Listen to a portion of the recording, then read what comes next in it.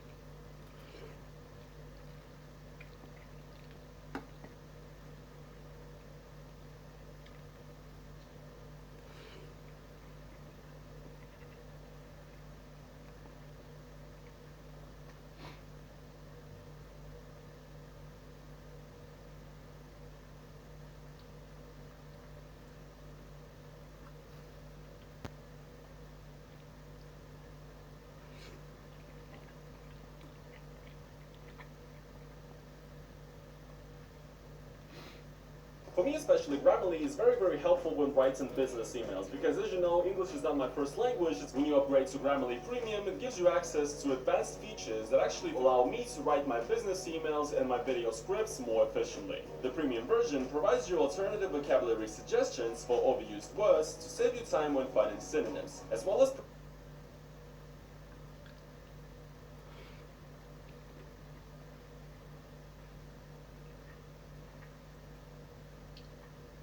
I'm going to play a piece twice.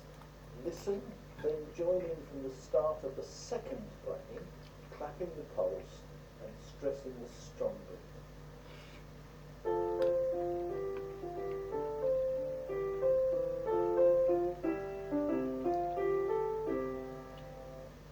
Now join in.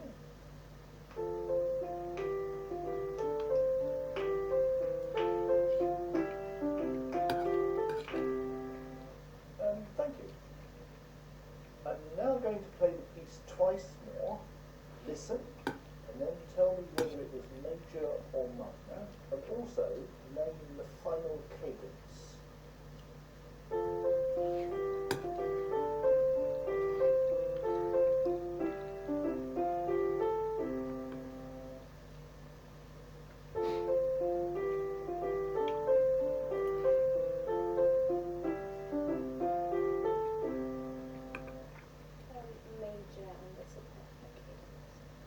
Thank you.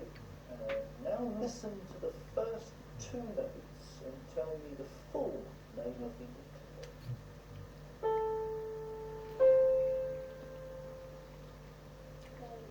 Thank you. So here is a copy of the melody. I'm going to play it twice more. The second playing will have two changes, one of pitch and one of rhythm. Tell me or show me in which bars the changes happened and what they were. Here is the melody for the first time.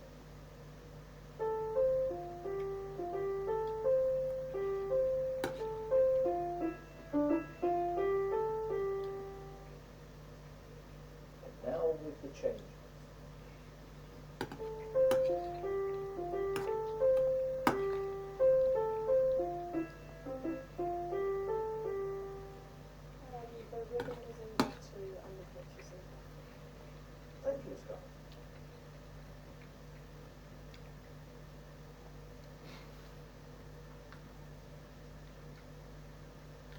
строится, то есть Сергиевский лавр.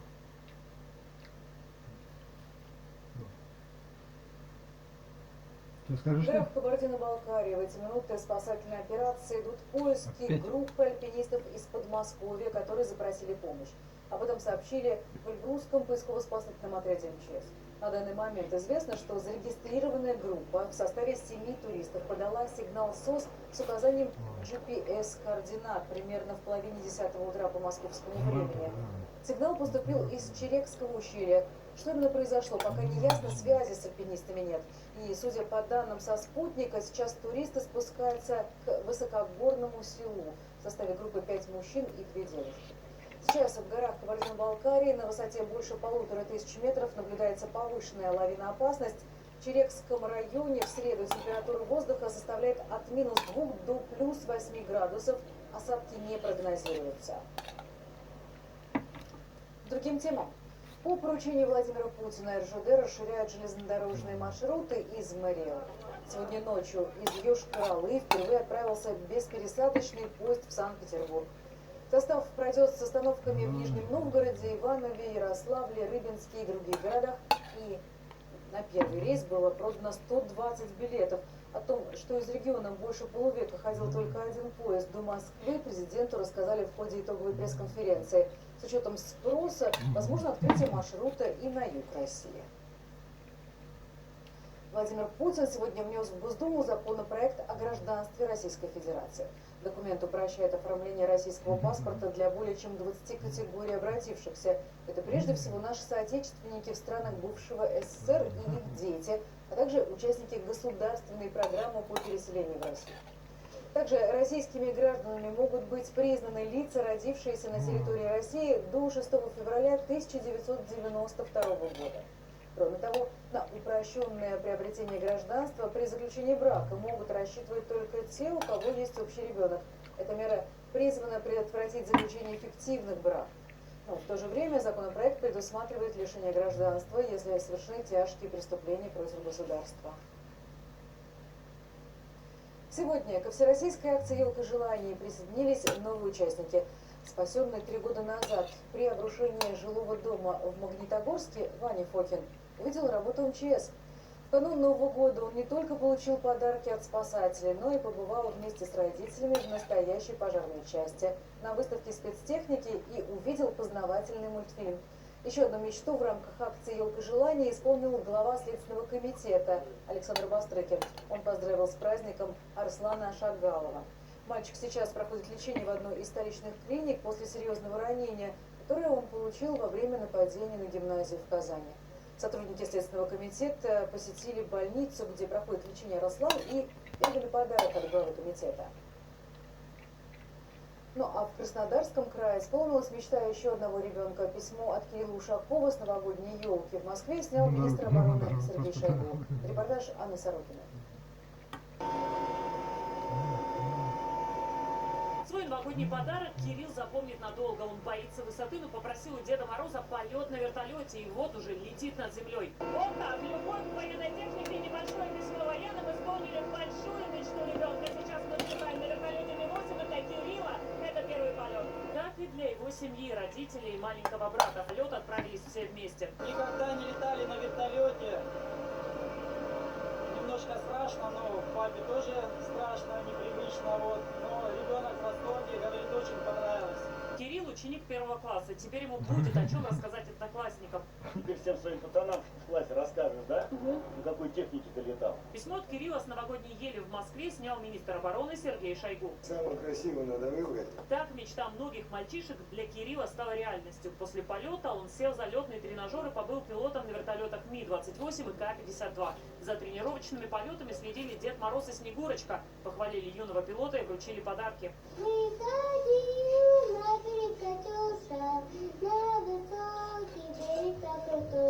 Затем Кирилла ждал еще один сюрприз. На вертолете ты покатался, а сегодня мы покатаемся на танке. Кирилл надевает шлем, вот уже работает экипаж. Вот здесь вот находчик находится, который управляет этим вооружением всем. Вот здесь вот командир танка.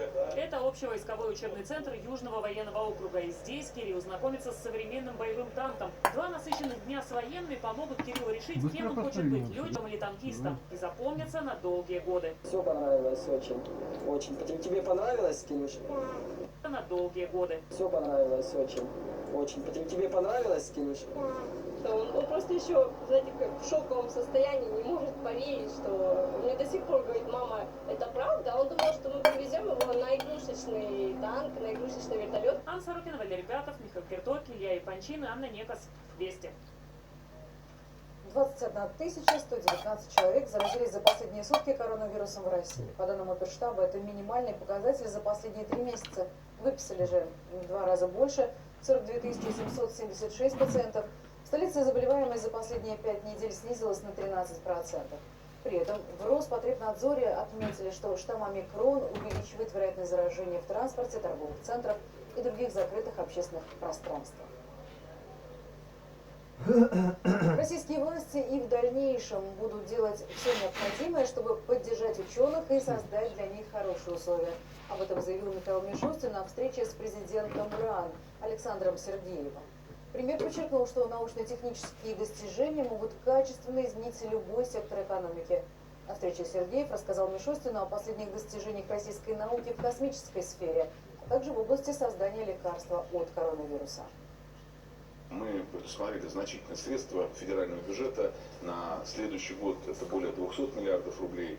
И я надеюсь, что достойное финансирование обеспечит также достойные прорывные достижения.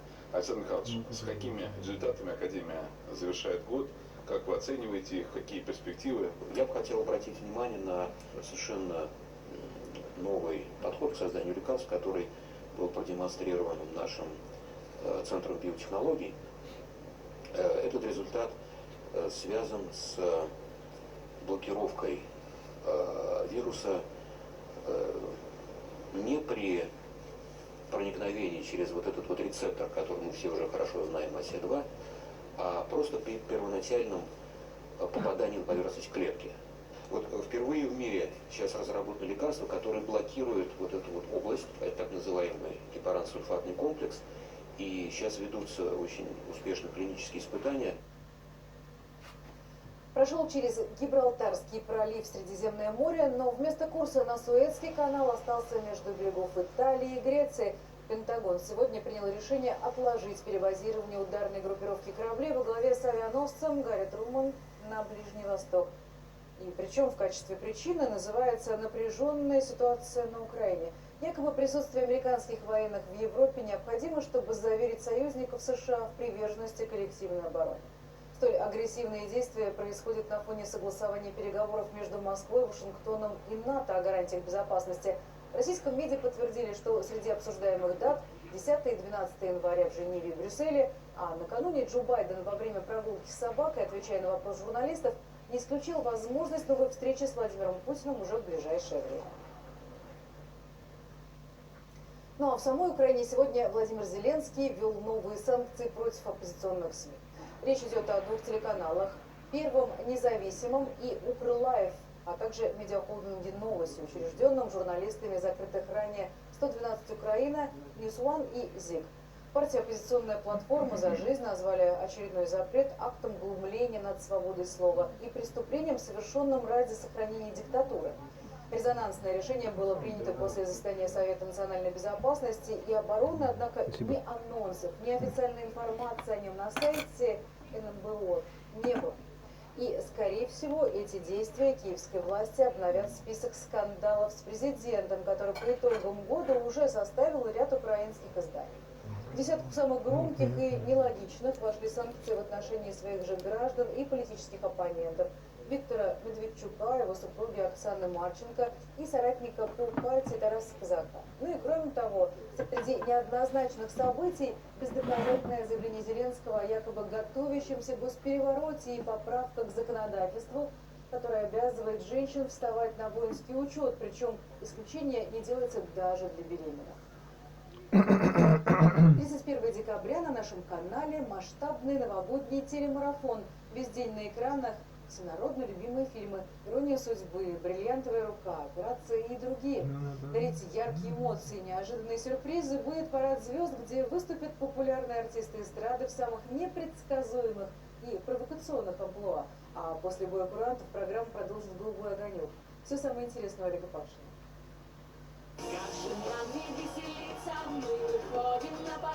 Новый год на телеканале «Россия» наступает раньше остальных. Еще за 2 часа до боя курантов в эфире праздничный парад самых ярких звезд эстрады и юмора. Чудеса являться будут, это лишь как в сказке. Вот и первые 2 чуда душников и Басков. Николай Басков и участник, и бессменный ведущий парада звезд. А в этом году у него в напарниках лучший шоумен страны. Знакомые, обожаемые артисты в совершенно неожиданных трансформациях. Хорошее настроение на телеканале «Россия» обеспечено. А я живу одна, и в тренде я всегда. Елена Степаненко на параде споет о своей теперь свободной жизни, а Юрий Стоянов о жизни на пенсии Ангелы Меркель. Она ехала сюда, если вкратце, чтоб поздороваться и чтобы попрощаться. На параде звезды только начинают чистить мандарины и пробовать шампанское. Конечно, в ожидании главного новогоднего блюда – голубого огонька. Каждый год не согласны на другое, лишь до утра. Квартет, который собирается вместе только раз в год, и песни, написанные специально для самой волшебной ночи. На голубом огоньке запоют даже те, кто обычно танцует. Остановите музыку, остановите музыку. На сцене огонька разыграется настоящий бродвейский мюзикл.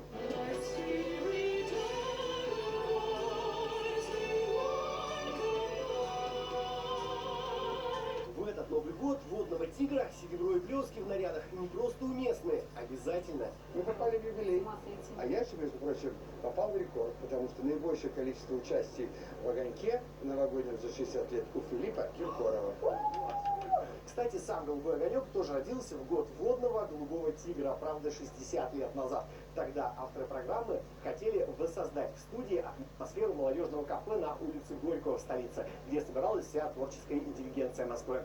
Прошли годы, изменились декорации, но атмосфера осталась прежней. Страна как семья собралась за столом и праздник. Я не представляю, как люди 60 лет назад жили без огонька. Это такое постоянство, которого ты ждешь, оно греет сердце. Мне кажется, вот заберут у нас наш фильм с легким паром. И кажется, как будто не будет нового.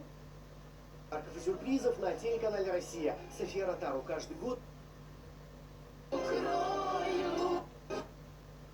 Развод в истории Голливуда, который длился 10 лет, завершился. Арнольд Шварценеггер и Мария Шрайбер расторгли брак. Об этом не только сразу после рекламы. Дождитесь.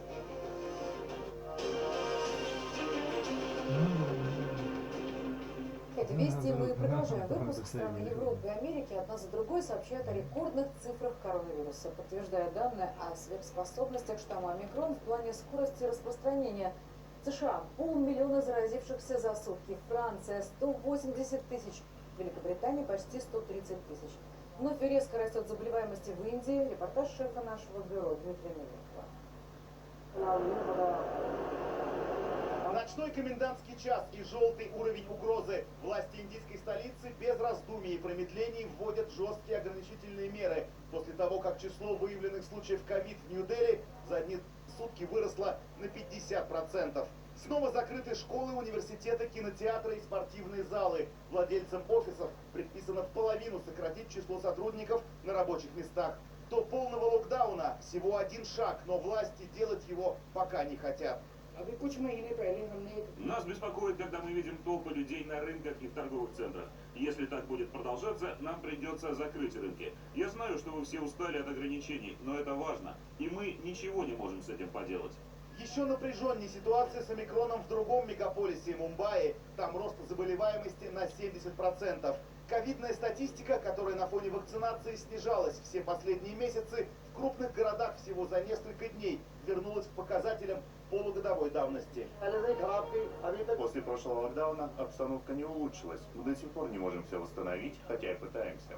Если появятся такие ограничения, как мы будем работать, как зарабатывать? Это неправильно. Если нас снова закроют на локдаун, Если это случится, кто нас защитит? На этот день 2 дозы прививки в Индии получили чуть более 40% населения. Задача убедить привиться и 2-й дозой на фоне снижающегося числа заболевших оказалась сложнее, чем предполагали индийские власти. До последнего момента Центр не планировал проведение и бустерной вакцинации. Однако всплеск заболеваемости омикроном вынудил премьер-министра заявить о начале прививочной кампании даже среди детей. Друзья, с 3 января мы начнем вакцинацию детей в возрасте от 15 до 18 лет. Это решение усилит борьбу страны с коронавирусом и снизит риски заражения среди школьников и их родителей. Омикрон-волна в Индии, если она придет, об этом уже почти ни у кого нет сомнений, будет сильной, но короткой, предсказывают эксперты. И очевидно, что этому, как и в случае с предыдущей, чудовищной вспышкой во многом поспособствуют предстоящие в феврале выборы. Уже сейчас многотысячные агитационные кампании кандидатов и партий в региональной ассамблее штатов идут с нарушением всех возможных мер предосторожности. Но сами выборы, а значит и такие митинги, как уже заявили власти Индии, перенесены не будут. Несмотря на то, что новогодние торжества в Индии проходят намного спокойнее, чем в западных странах или, например, в России, здесь также рекомендовали воздержаться от многолюдных собраний. Другое дело свадьбы. Жесткие ограничения предписывают сократить количество гостей до 20 человек, а вот это действительно серьезные меры. В Индии, где сотня гостей с каждой страны, минимум, такие ограничения говорят о действительно серьезной эпидемиологической обстановке. Дмитрий Мельников, Владислав Додонов, Вести из Индии. С сегодняшнего дня трудовые мигранты, приезжающие в Россию, обязаны сдавать отпечатки пальцев, проходить обязательный медицинский осмотр и процедуру фотографирования. Это касается иностранцев без визы, за исключением граждан Беларуси и дипломатических служащих, которые планируют находиться в нашей стране более 3 месяцев. Все процедуры необходимо пройти в течение 30 дней с момента пересечения границы. Такая же схема будет действовать и в отношении трудовых мигрантов, которые обращаются за получением патента или разрешения на работу. В некоторых регионах лицензия будет выдаваться в виде пластиковой карты с чипом, на котором будет храниться вся информация. Впечатляющую ракетную дуэль на морском полигоне сегодня продемонстрировали корабли Балтийского флота.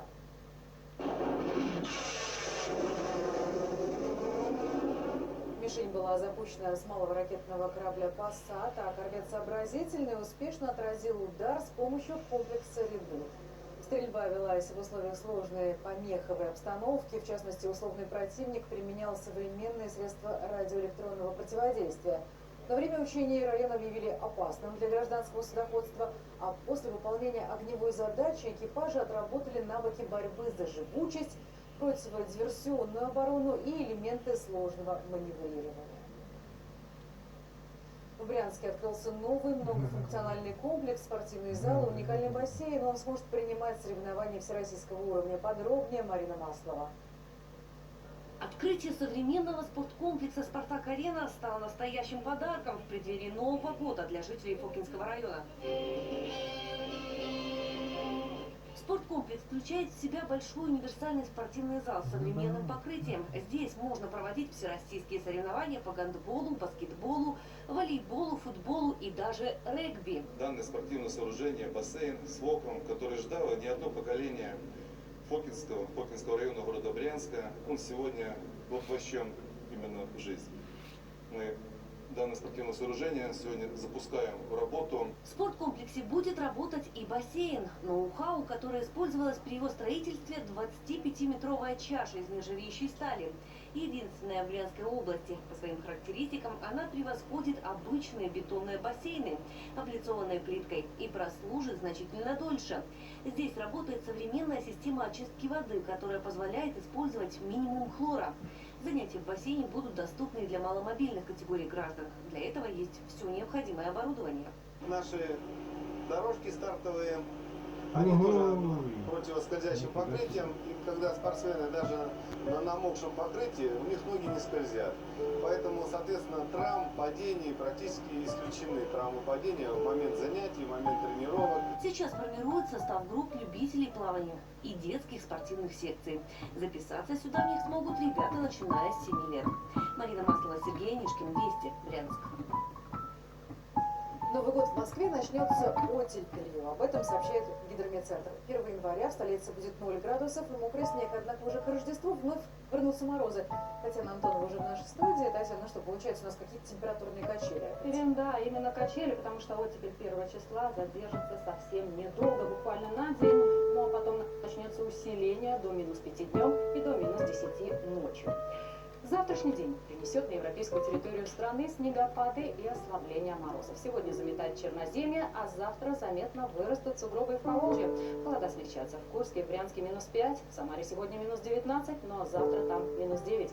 В центре потеплеет в пятницу, ну а в четверг днем еще с морозцами, снег небольшой. Южнее Волгоградской и в Ростовской областях осадки сильные, местами возможны ледяные дожди. А вот на Кубани и в Крыму, напротив, короткая передышка от осадков. В Севастополе +4, в Краснодаре +10.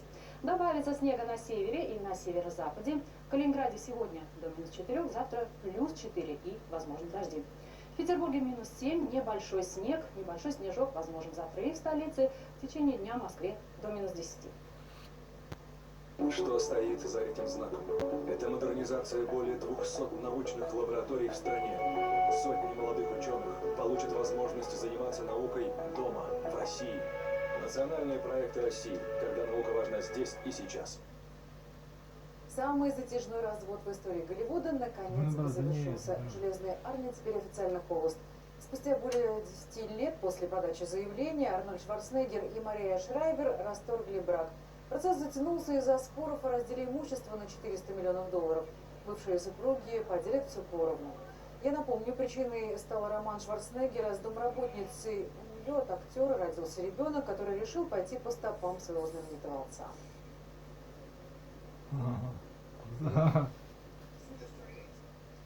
Ну а дальше региональные вести жителями Москвы и области. Мы идем дальше.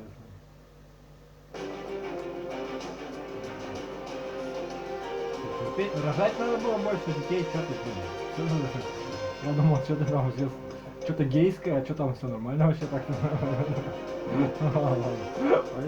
Трагедия в подмосковной Дубне, там по пути в школу насмерть замерз 11-летний мальчик. Как такое вообще возможно? В коттеджном поселке Жильверна в Пушкинском районе лампы мигают, как новогодние гирлянды. Электроподстанция не справляется с нагрузкой. Дело уже дошло до пожара. Почему? В тоннеле БКЛ проложено. Сегодня из-под земли вышел последний щит. Как замыкают кольцо и когда поезда по нему смогут сделать полный круг. Предновогодняя суета в Москве. Город уже заполонили туристы. Где точно настроение будет праздничным и где можно будет жить.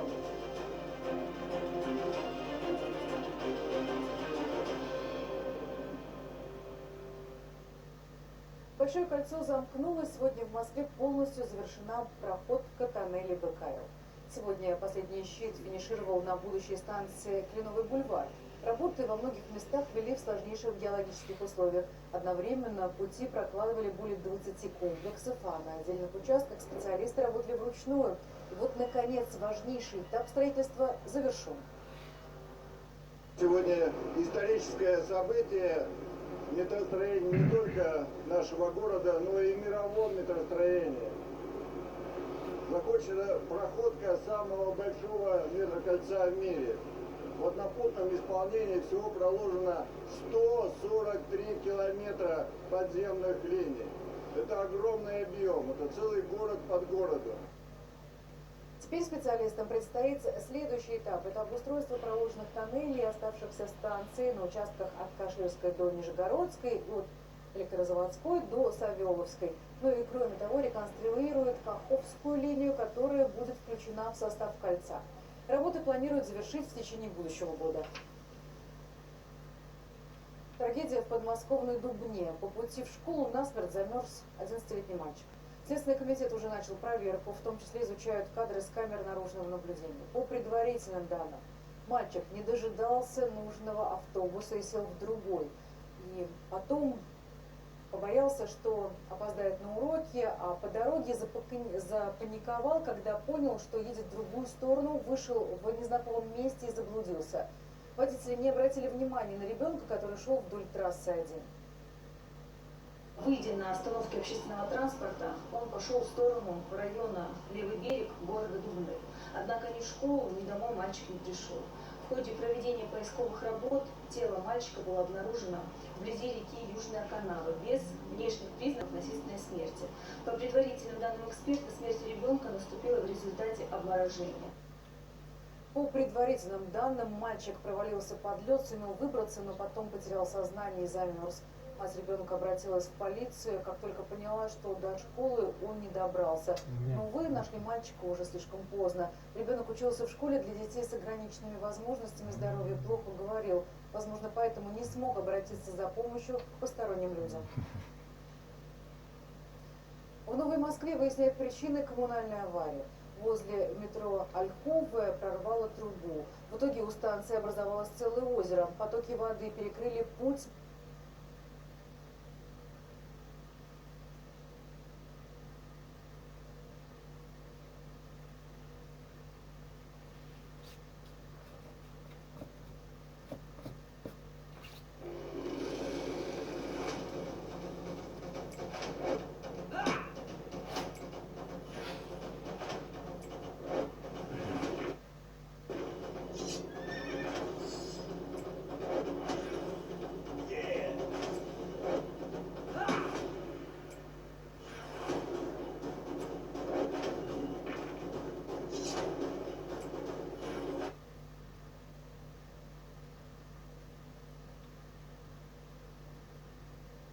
I'm going to play a piece twice.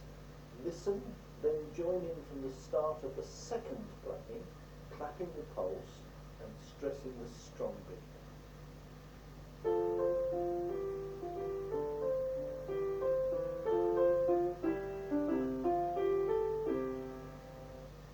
Now join in.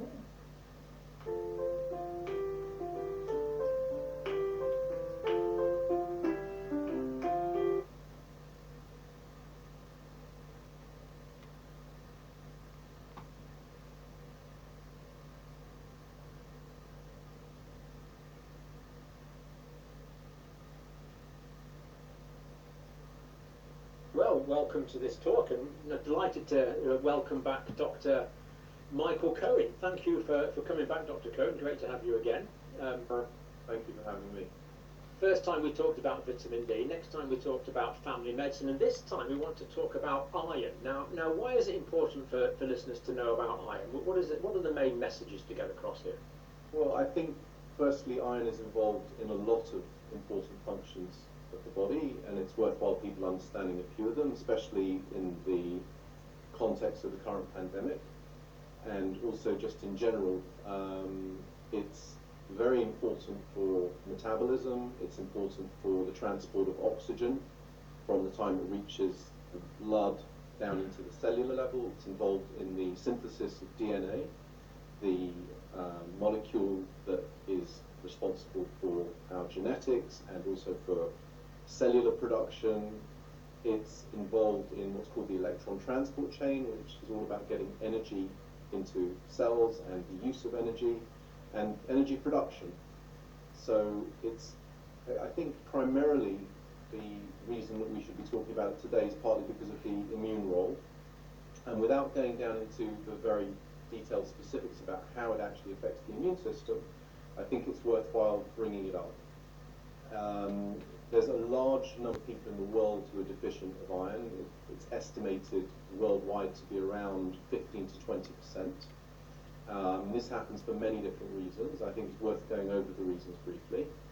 There's, first of all, as with any mineral or element or nutrient in the body, there are different reasons as to why it can be deficient. One is that the person is not getting it in through their diet, or they're not producing it in some way.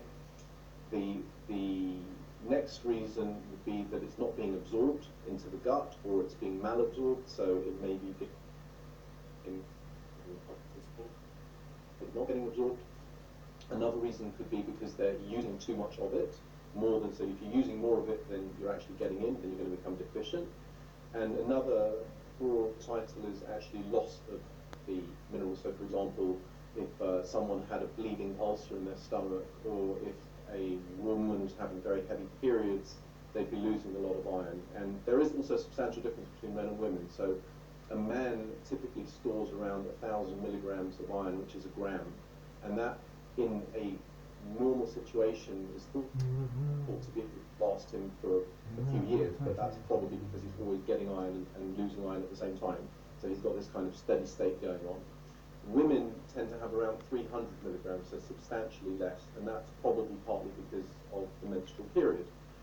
And that also has another interesting twist to it, because it may be that as women lose blood, they're also losing other toxins, and which may be the reason why they tend to live longer and be healthier than men.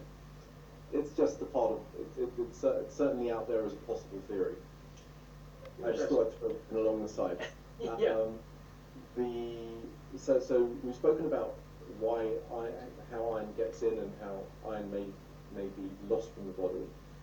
The importance of iron in the case of immunity is, I can't overstate this. I see so many people who get recurrent infections or even other recurrent illnesses, and very often all I need to do is find out if they've got a mineral or other nutrient deficiency, and very often it's iron. And if I can find out why they've got the deficiency, and if I can correct it, they can correct it, they're on to feeling a lot better, and usually people stop getting ill so often.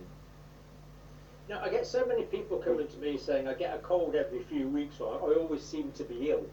And you obviously think about vitamin D, you think about zinc, but I must say I haven't really thought about iron. This is really quite a revelation to me, that lack of iron is a common cause of immunodeficiency.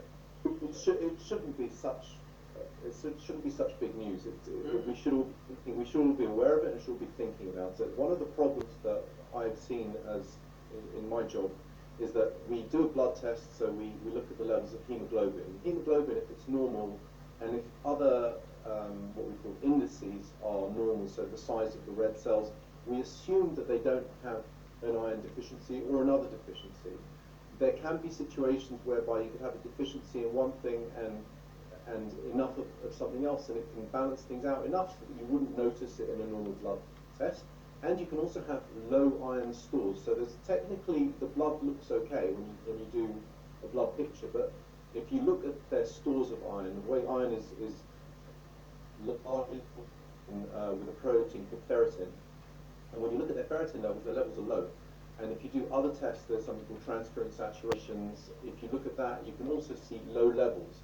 And you wouldn't necessarily pick this up if you just did their blood count and so, well, you're not anemic.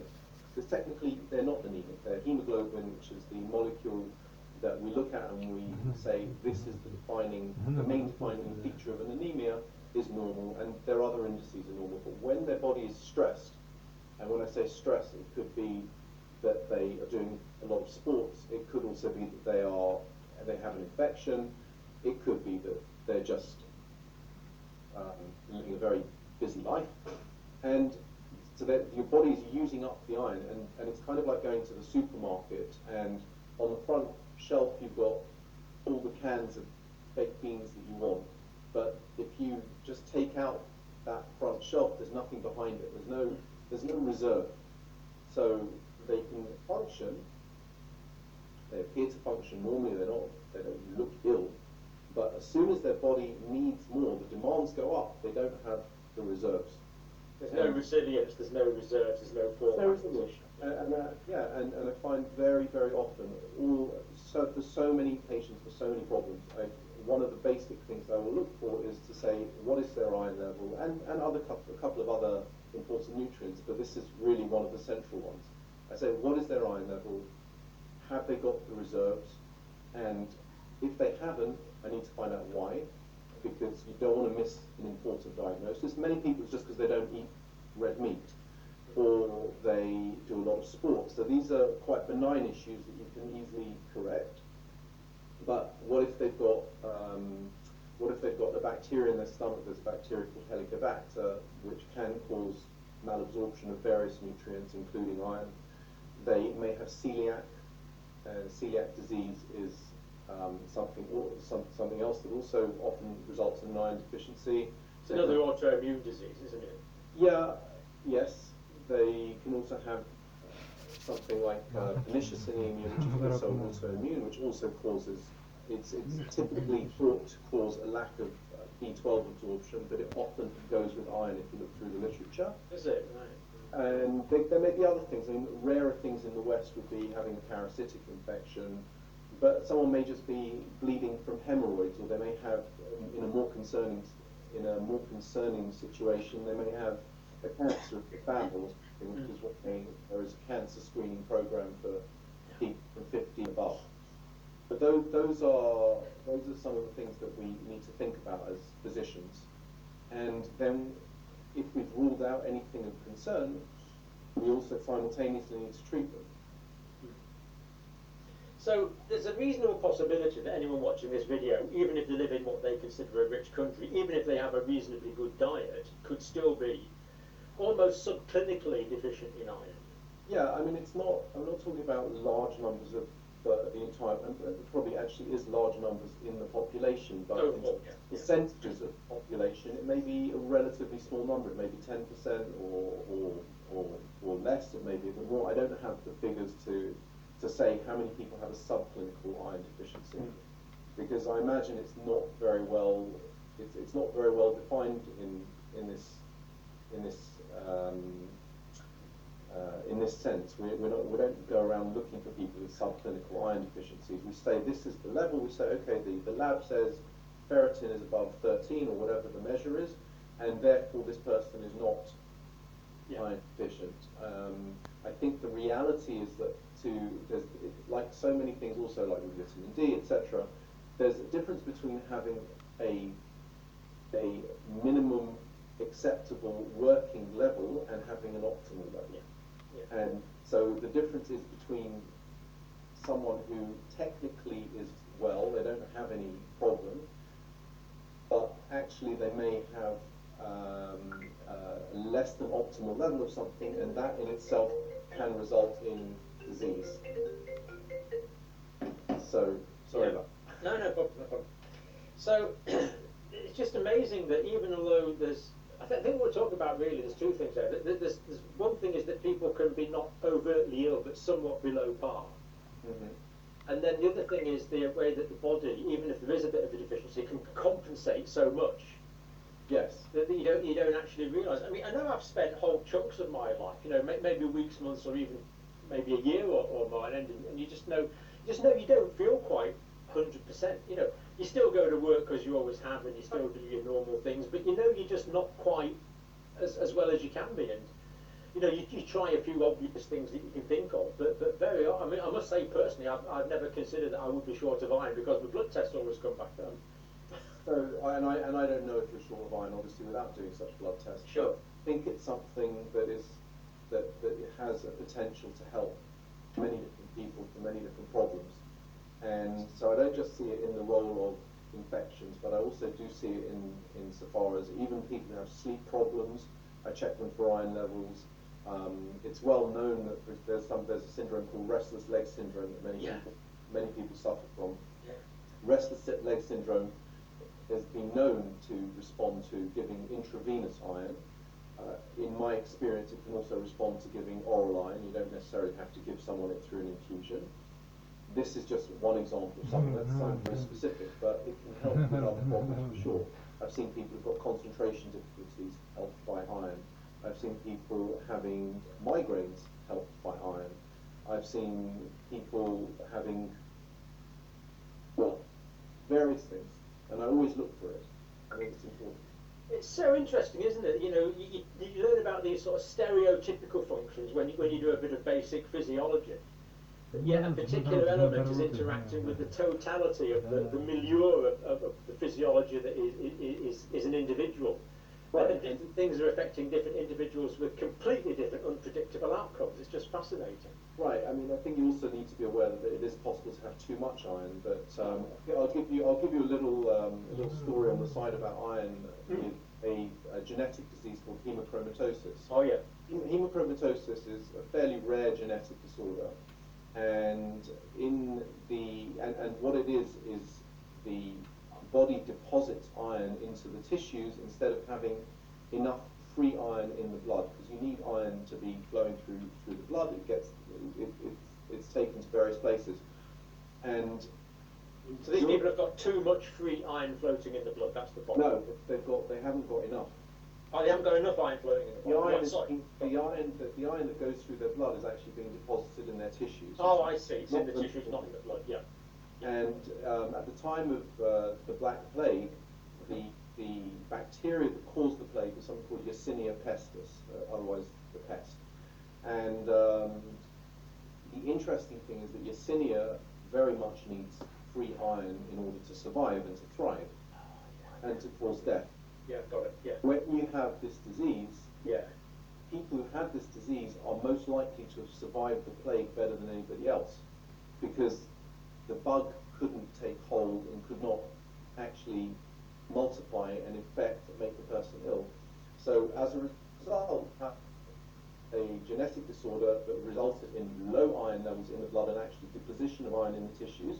People were not dying young, never mind because of the plague. They died enough. You could live long enough to reproduce. Yes. So from an evolution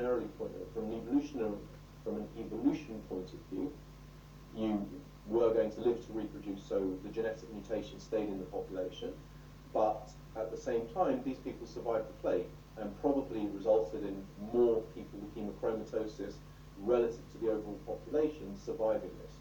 So this is just a little fun fact on the side.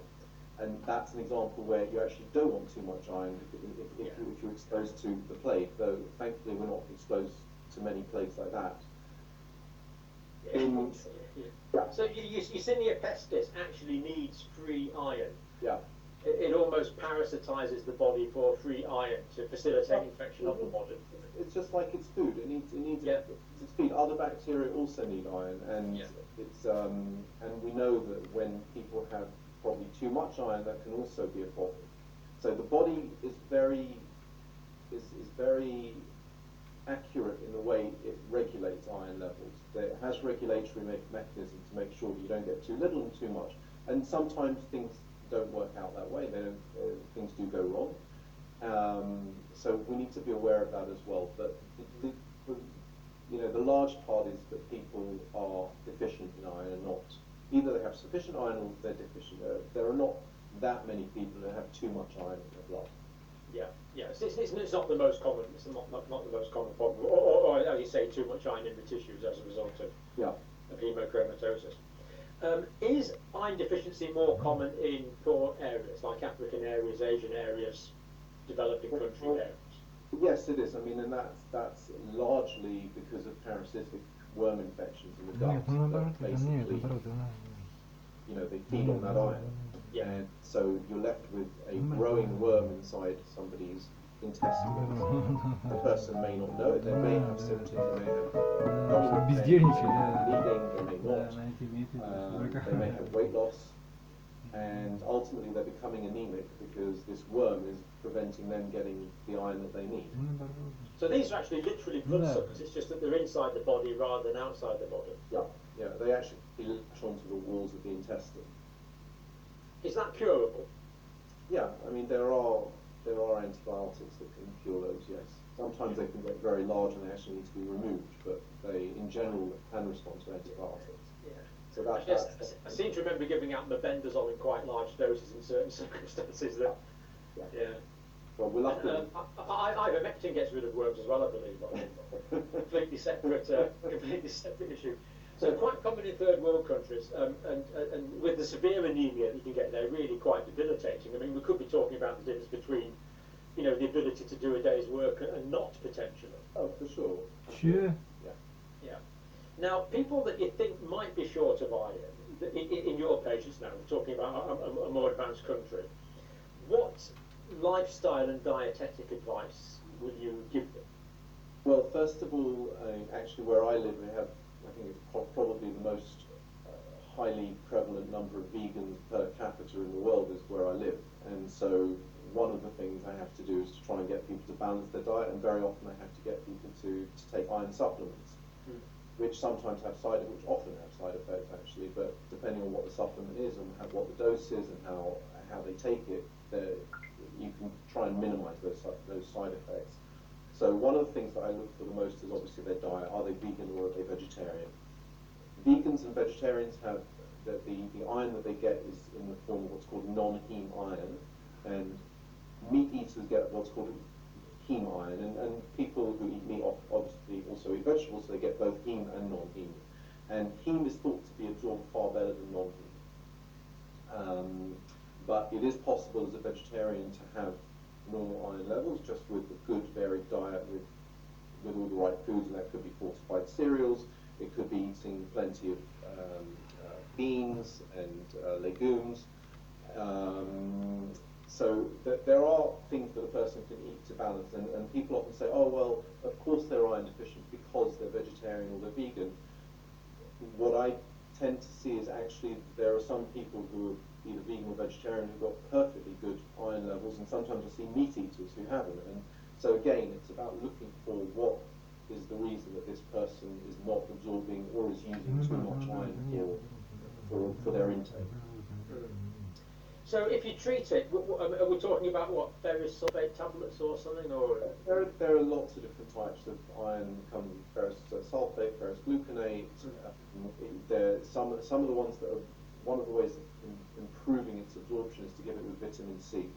Oh, so vitamin C actually improves the absorption of iron. One of the ways I try to tell people is have it with a slice of orange or something like that, as opposed to drinking orange juice, because orange juice isn't perhaps the best thing for someone. No.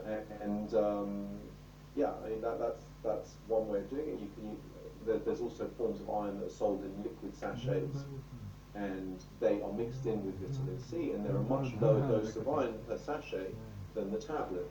But because they're mixed in with the vitamin C, they seem to be absorbing a smaller amount better than a tablet in larger quantities of iron. Yeah, yeah. And how long would someone need to stay on iron supplements for? Well, it all depends on what the cause is. So it's important to address the cause. It's important to make sure that if they're bleeding, that the bleeding is you find other ways. Like for example, a woman who is having menstrual bleeding every month and they're bleeding too much. There are ways of reducing that bleeding, whether it means them going to see their gynecologist or not, whether they need to be put on the pill, whether they need to be checked to find out they haven't got a bleeding polyp or something like that. And also there's a medication that you can give once a month for a day or two at the time of the period that minimises the amount of bleeding, called tranexamic acid. And by doing that, you're essentially switching off, let's say, the tap. So you're not just, the person's not just eating things that contain iron and then losing it through the period so much.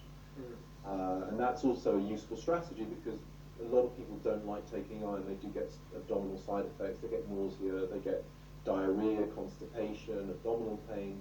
And so if you can find the most gentle way of treating the problem and then maintaining a good iron level, that's usually the best thing to do. And in terms of trying to answer your question, how much, it's so dependent on each and individual person. You need to see that their levels are going up and that they're maintaining them. And of course, when you take iron, that's only going to help the red cells that are being produced that day, isn't it? It's not going to like fill up the red cells that were produced 6 weeks ago or something like that. There's a kind of a longitudinal process to it. Well, it gets stored in the liver, it gets stored in the bone marrow, in the spleen, it gets stored in the form of ferritin, which is protein which is bound to in the blood. So you are maintaining those stores. So it's important to maintain those stores. When those stores are at capacity or not, they're also interacting and resulting in the production of hemoglobin, which is the molecule which carries the oxygen into cells. So it's not necessarily that the iron goes directly into the hemoglobin at that moment. It all depends on the current steady state of the person's body and their metabolism, and are they in a state of what's called catabolism or anabolism? Are they building cells or are they breaking down? We're all doing that all at the same time, but there are times when someone is very ill, for example, when they're much more in a catabolic state, so they're breaking down stuff, and then there are other times when they're well and they may be doing sports and eating well, they may be in an anabolic stage. So these things make a difference as to the use of iron as well. So I think lots of people have been aware. I mean, I was certainly obviously aware of anemia and the types of anemia, but the idea of using iron in metabolism, DNA synthesis, cellular activity, and for production of energy in this electric